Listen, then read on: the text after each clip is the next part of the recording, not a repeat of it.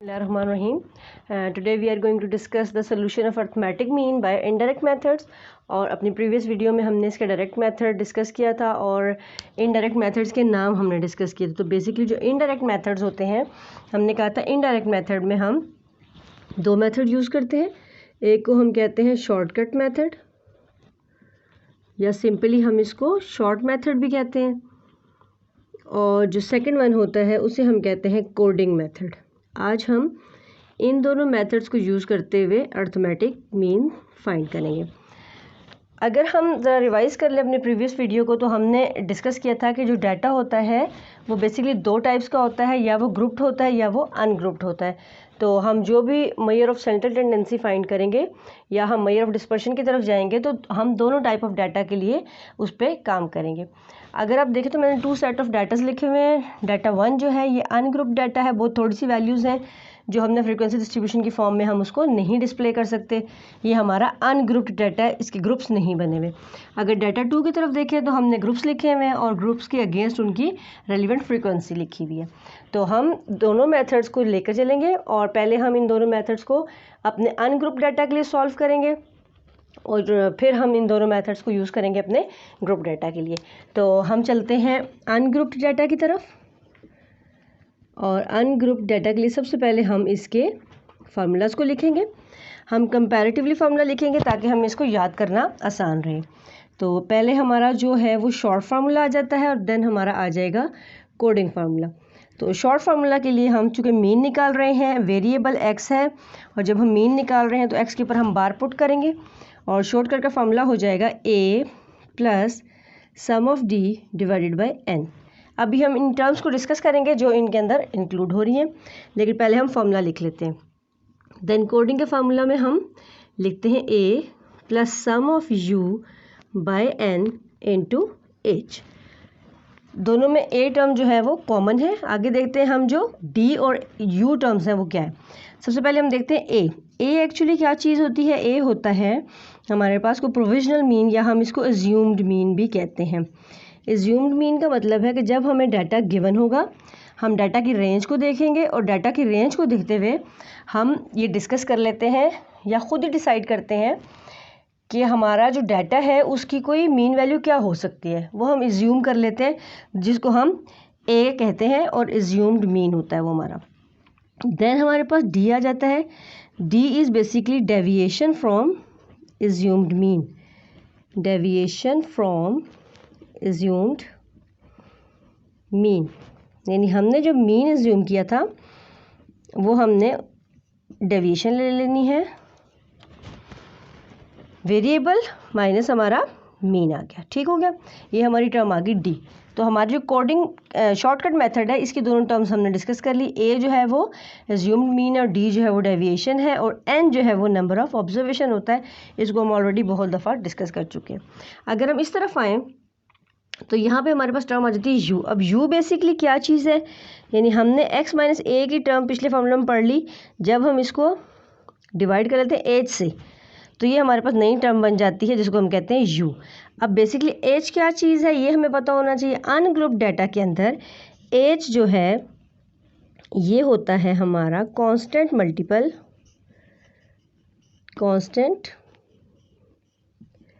Multiple of unequal observations. यानी हमारे पास कोई ऑब्जर्वेशंस हमें गिवन होती हैं, जैसे वैल्यूज़ हमें गिवन है, तो इन वैल्यूज़ में ये अनइक्वल वैल्यूज़ है, तो हम खुद से कोई इसका एक मल्टीपल सेलेक्ट कर लेते हैं और उसको हम एच जो है वो कह देते हैं।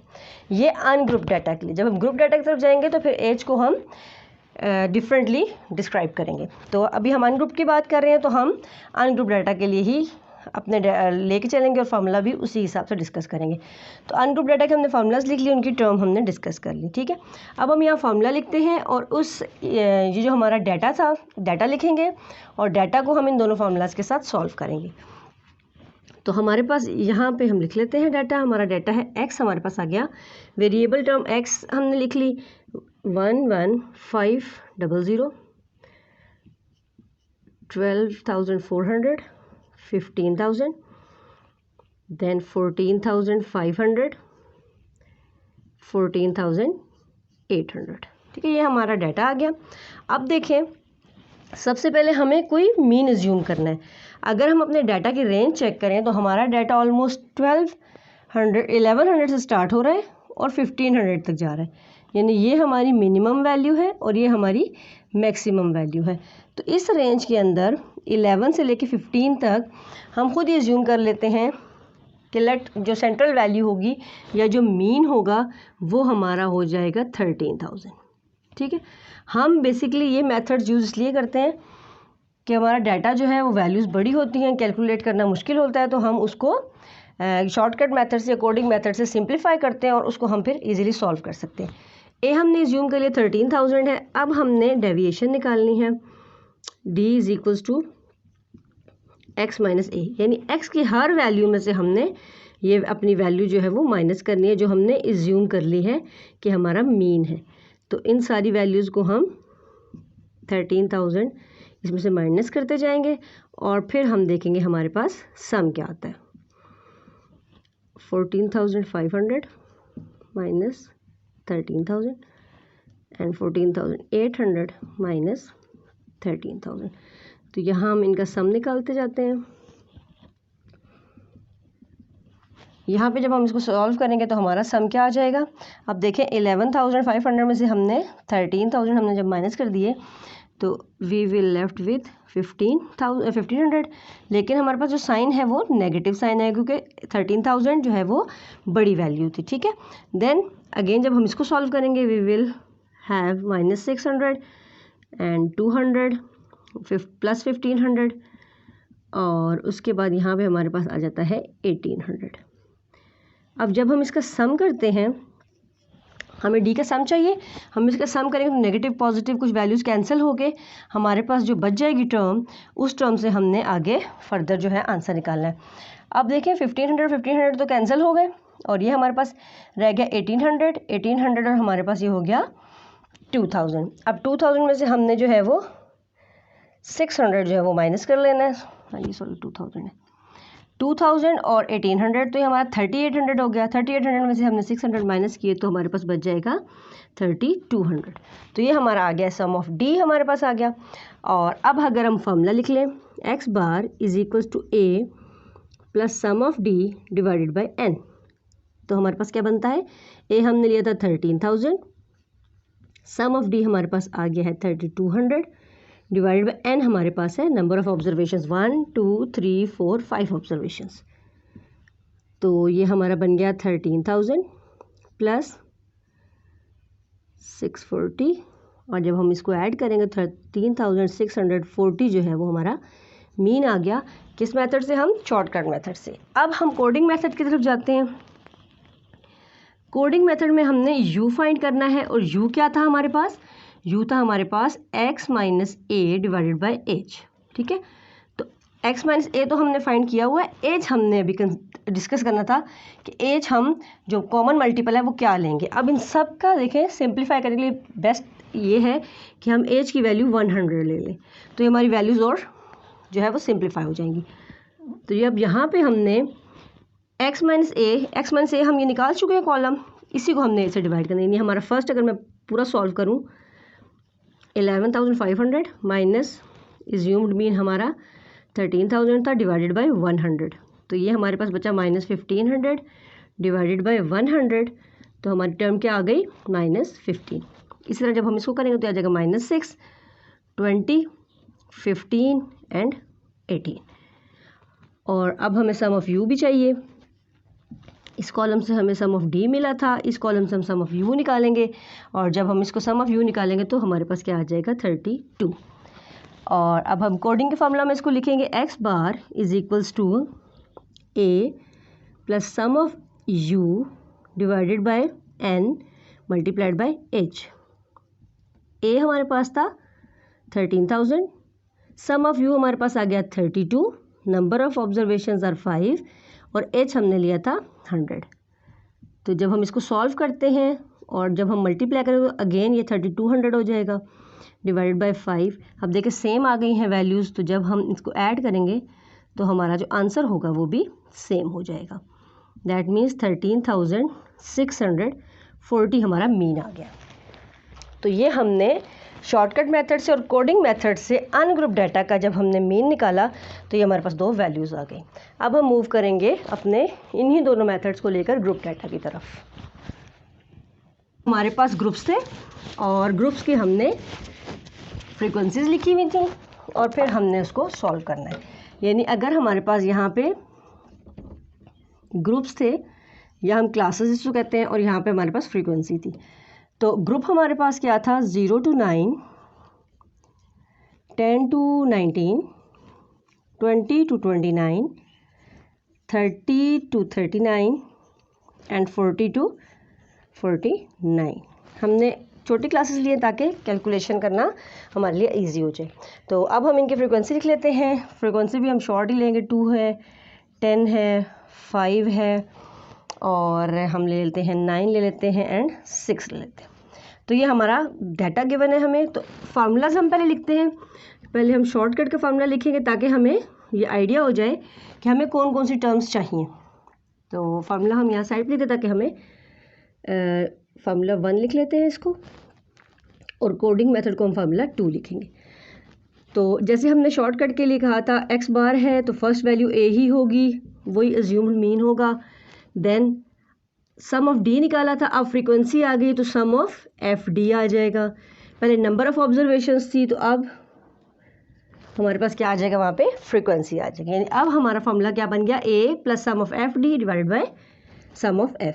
और अगर हम कोडिंग मेथड की तरफ जाते हैं तो फार्मूला क्या हो जाएगा, a plus sum of, simply पहले u था तो अब सम ऑफ एफ यू हो जाएगा divided by sum of f and into h। Terms वही हैं, a जो है वो अज्यूम्ड मीन है और h अब यहाँ पे क्या होगा, अब जो है ग्रुप डाटा की बात हो रही है तो h जो है वो हमारा हो जाएगा क्लास इंटरवल या हम इसको क्लास हाइट भी कहते हैं। ठीक है, तो h जो है वो हमारा क्लास इंटरवल हो गया, a जो है वो हमारे अज्यूम्ड मीन ही था और d और u को हम उसी तरीके से फाइंड करेंगे।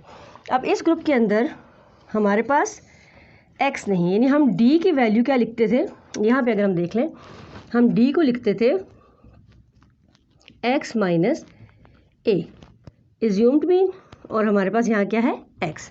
तो x तो हमें पता नहीं है, तो x को फाइंड आउट करने के लिए हम क्या करते थे, x हम बेसिकली ग्रुप डाटा में किस चीज़ को कहते हैं, ये हम कहते हैं मिड पॉइंट्स को।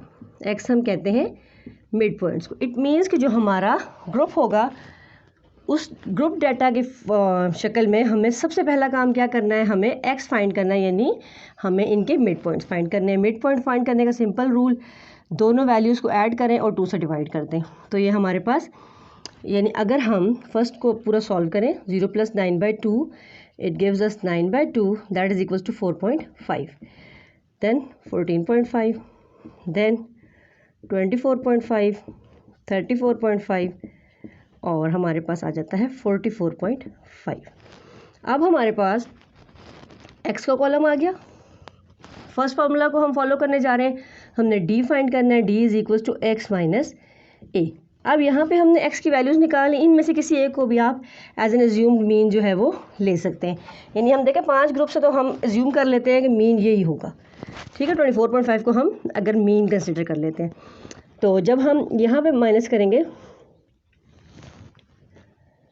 a इज इक्वल्स टू 24.5 और नेक्स्ट फार्मूला के लिए हमें एज चाहिए होगा, वो भी हम लिख लेते हैं। एज जो है वो क्लास हाइट है तो क्लास हाइट जो है वो 10 है। ठीक है, ये क्लास इंटरवल है और वो 10 हमने लिया हुआ है। अब हम माइनस करते हैं 4.5 माइनस 24.5 तो हमारे पास क्या बच जाएगा 20, लेकिन साइन क्या आ जाएगा, माइनस आ जाएगा। यहाँ पे देन माइनस 10 0 और ये हमारे पास आ जाएगा 10 और ये हमारे पास आ जाएगा 20। अब अगर हम यहाँ देखें तो वैल्यू 0 हो रही है, लेकिन चूँकि हमें सम ऑफ d नहीं चाहिए, हमें क्या चीज़ चाहिए, हमें चाहिए sum of fd। Sum of fd हमने फाइंड करना है। d हमने ये निकाल लिया, f हमारे पास ये है, यानी हमने अपने सेकेंड एंड फोर्थ कॉलम को मल्टीप्लाई करना है। सम ऑफ fd क्या हो जाएगा 2 multiplied by minus 20, then 10 multiplied by minus 10, 5 multiplied by 0, 9 multiplied by 10, 6 multiplied by 20। इनके हम आंसर्स लिखते हैं और फिर हम उसको ऐड करेंगे तो हमारा सम ऑफ एफ डी आ जाएगा। तो ये हमारे पास बनता है -40 -100 0 90 और ये हमारे पास बन जाता है 120। अब इनको सॉल्व करने के लिए जब हम देखते हैं, आप ऐसे भी कर सकते हो कि नेगेटिव को आपस में सम कर लो तो ये हमारे पास -140 बनता है। अगर इसको हम सम कर लेते तो ये हमारे पास बनता है 210। तो 210 में से 140 आपने माइनस कर देना है, ठीक है।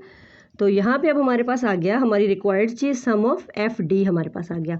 एफ फ्रीक्वेंसी थी और डी जो है वो हमने डेविएशन फाइंड की थी, तो वो हमारे पास आ गया है सम ऑफ एफ डी। जब हम इसको सॉल्व करेंगे तो आंसर हमारे पास आ गया 70, ठीक है। अब हम फार्मूला की तरफ जाते हैं। x is equals to A plus sum of F D divided by sum of F, यानी फ्रीक्वेंसी का भी हमें सम चाहिए।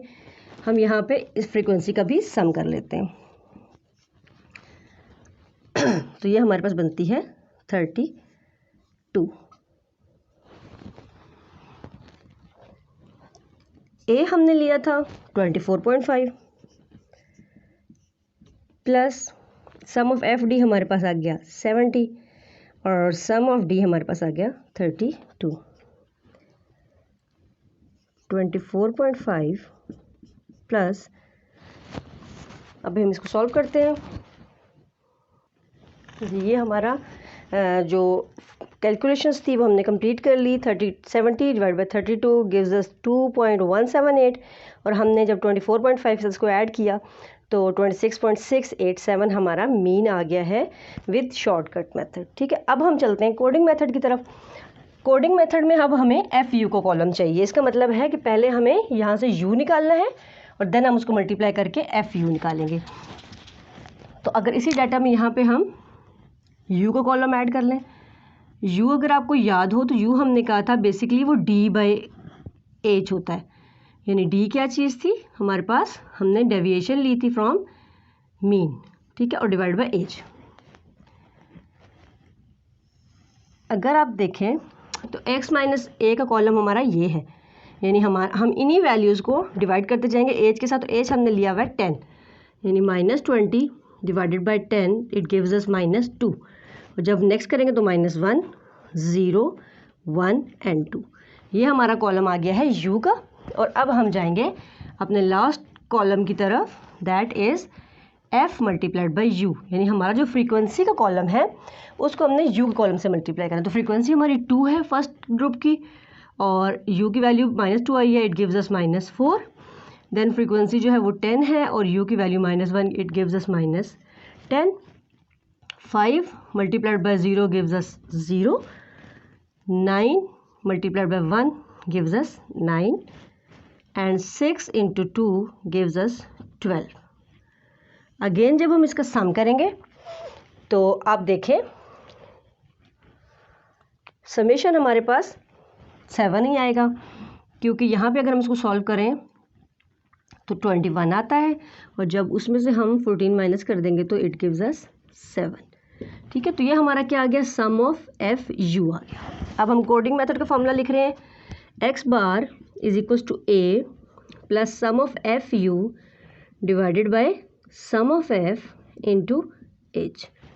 तो ए हमारे पास क्या था, ए हमने लिया था 24.5 plus sum of F U हमारे पास आया था 7, समेशन एफ जो है वो 32 ही है और एच हमारे पास क्या है 10। अगेन जब हम मल्टीप्लाई करते हैं न्यूमरेटर्स को, 7 10 70, तो सेम वही वैल्यू आ जाती है जो हमने कोडिंग मेथड में शॉर्टकट मेथड में यूज़ की थी। और जब हम इसको सॉल्व करेंगे तो ये हमें आएगा 2.1875। अगेन हमने इनको ऐड किया तो हमारा जो मीन आ गया वो आ गया 26.68 एंड 7। तो ये हमारे दोनों मेथड के साथ हमने ग्रुप डाटा का मीन फाइंड कर लिया।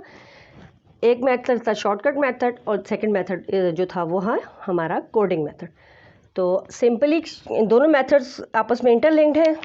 अगर आपको एक फार्मूला याद है तो सिंपली आप एच की टर्म इंट्रोड्यूस करवा के सेकंड फार्मूला लिख सकते हैं और फिर हम इसको आगे फर्दर सॉल्व कर सकते हैं।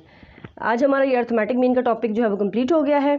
अगर आपका कोई क्वेश्चन हो ज़रूर मुझे सेंड करें और अगर आपको वीडियो पसंद आई हो तो लाइक और शेयर भी ज़रूर करें। Thank you.